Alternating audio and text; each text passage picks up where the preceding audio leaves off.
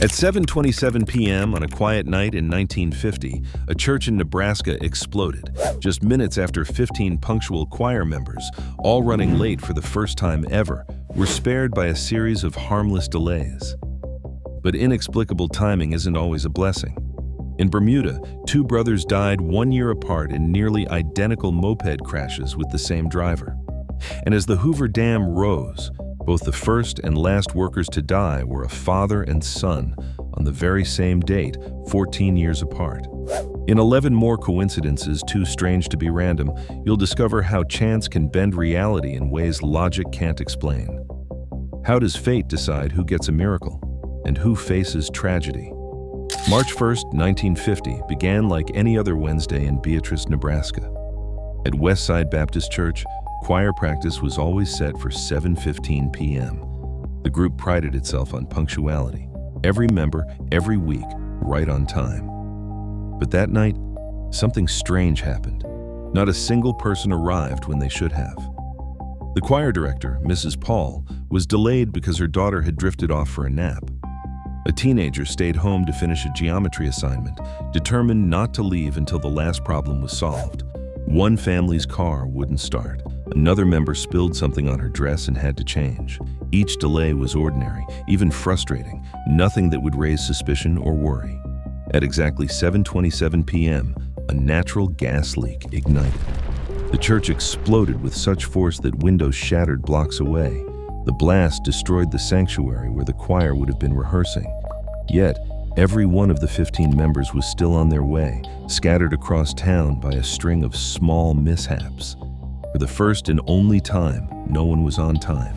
Survivors later described a sense of chills, a feeling that something beyond their understanding had intervened.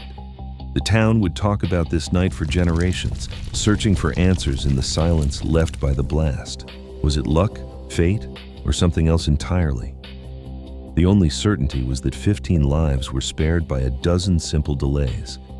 In July 1974, Neville Eben, a 17-year-old from Bermuda, set out on his moped for an ordinary ride through the streets of Hamilton. He never made it home. A taxi, driven by a man who had worked the same route for years, struck Neville at a busy intersection. The crash claimed Neville's life and left the driver shaken. But no one could have imagined what would follow.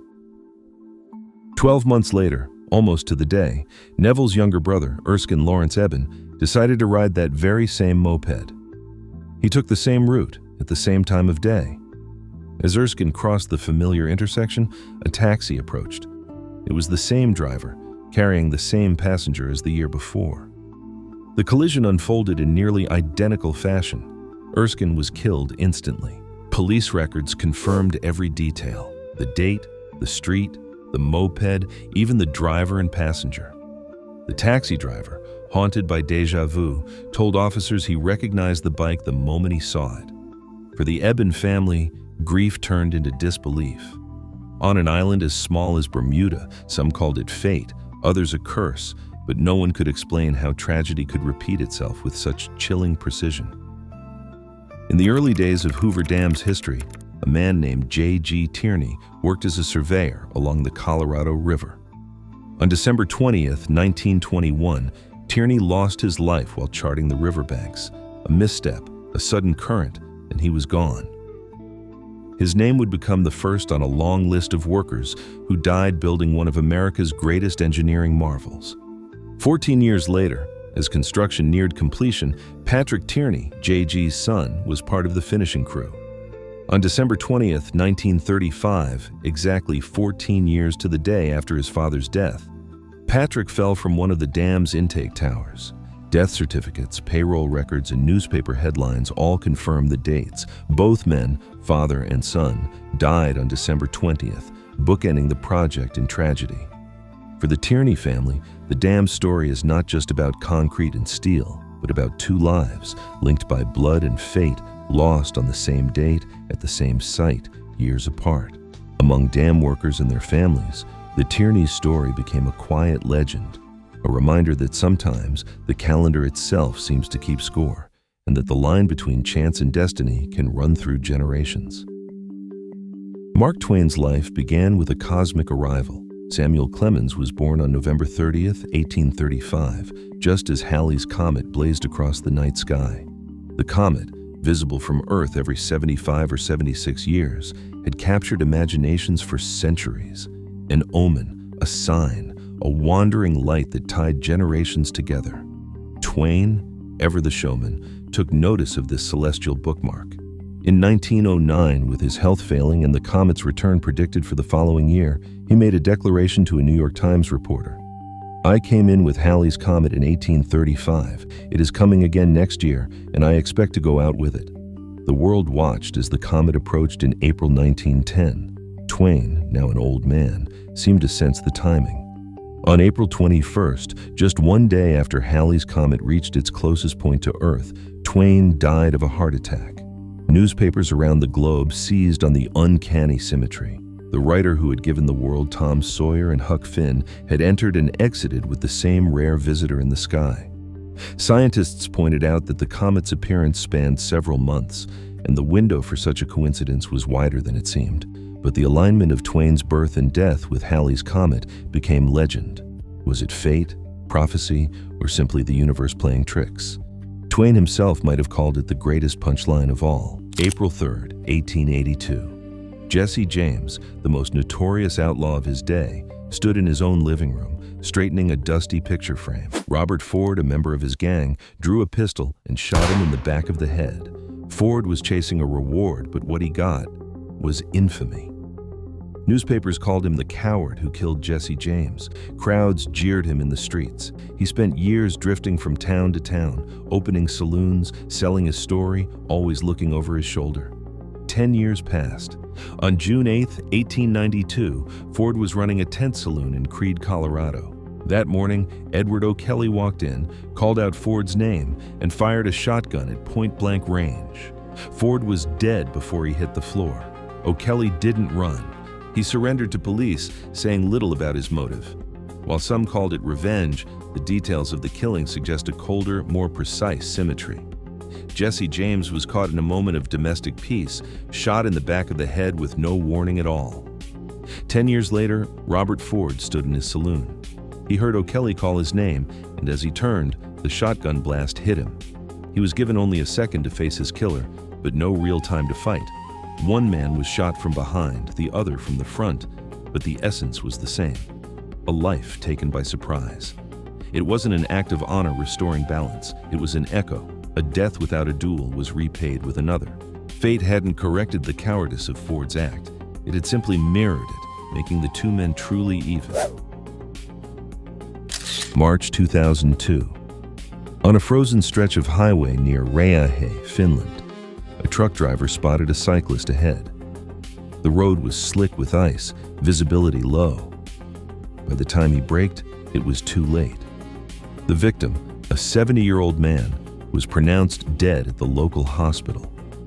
2 hours later, another cyclist pedaled onto the same highway, just 1.5 kilometers from the earlier crash. Another truck, another sudden impact. The second victim was rushed to the same hospital, but doctors could do nothing. Both men were identical twins. Both died in nearly identical accidents on the same day in almost the same place. The lead policeman, Constable Polly Kettinen, later told reporters, "It made my hair stand on end when I heard they were brothers, and identical twins at that." Neither man could have known about the other's fate. For the officers, and for the town, the chance of such a double tragedy seemed almost impossible, a coincidence that defied logic and left even seasoned investigators unsettled. May 22, 1975, John and Arthur Moforth were identical twins, but by then, they lived 80 miles apart in England. That evening, John clutched his chest in sudden pain.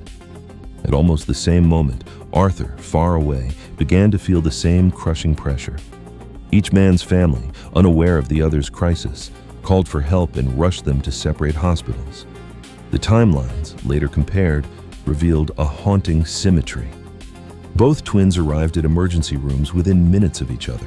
Doctors in both places worked frantically, but neither brother survived.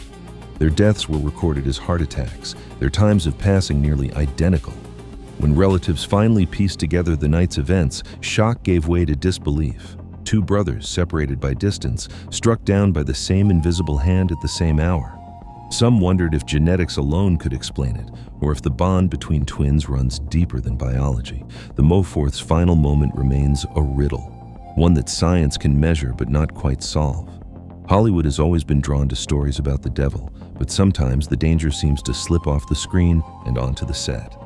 In 1976, the crew of The Omen gathered in England to film a tale of supernatural evil. It didn't take long for rumors to start. Lead actor Gregory Peck's plane was reportedly struck by lightning on his way to London. Days later, a producer's flight was hit too. No insurance claim or studio record confirms these strikes, but the stories spread quickly, feeding a sense of unease among the cast and crew. Then came the accidents. The film's animal handler was mauled by a tiger. A hotel where several crew members were staying was bombed by the IRA. But the most chilling story followed John Richardson, the special effects artist who designed the film's infamous decapitation scene. After filming wrapped, Richardson traveled to the Netherlands for another project. Driving late at night, his car collided head-on with another vehicle. Richardson survived, but his assistant, Liz Moore, was killed instantly. Her injuries eerily similar to the scene he had orchestrated for The Omen. As Richardson gained consciousness, he later claimed to have seen a road sign, Amen, 66.6 kilometers. Amen is a real Dutch town, but no official record confirms the existence of a sign with that exact number. Still, the story became legend, repeated in interviews and documentaries as proof that something sinister had followed the film crew off-set. For some, these stories were just evidence of how dangerous film sets could be, especially in an era with few safety regulations. For others, they were signs of a curse.